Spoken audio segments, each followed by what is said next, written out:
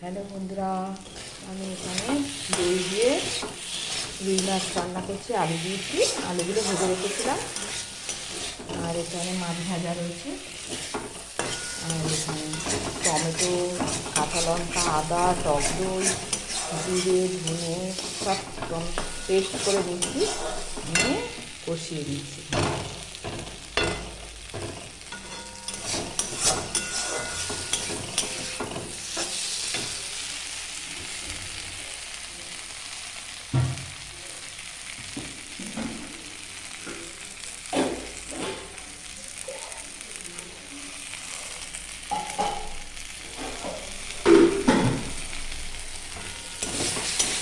সব থেকে পেস্ট করে দিয়েছে।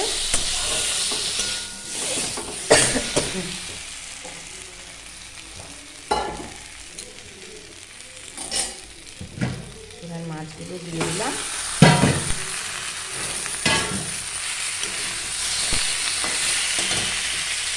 তারপরে জল দিয়ে দিলাম।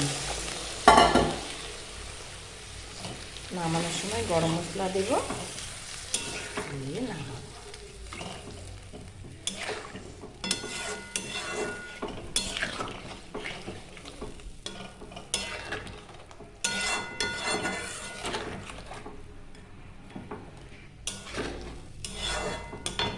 আর একটু জল দেবো,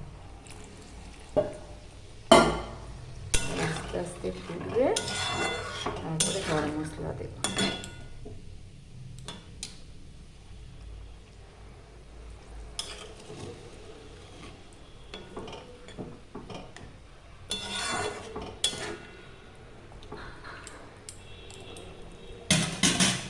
আজকে আমার রুই মাছের দই রুই হয়ে গেছে। তোমাদের কেমন লাগলো লাইক কমেন্ট করে জানাবে।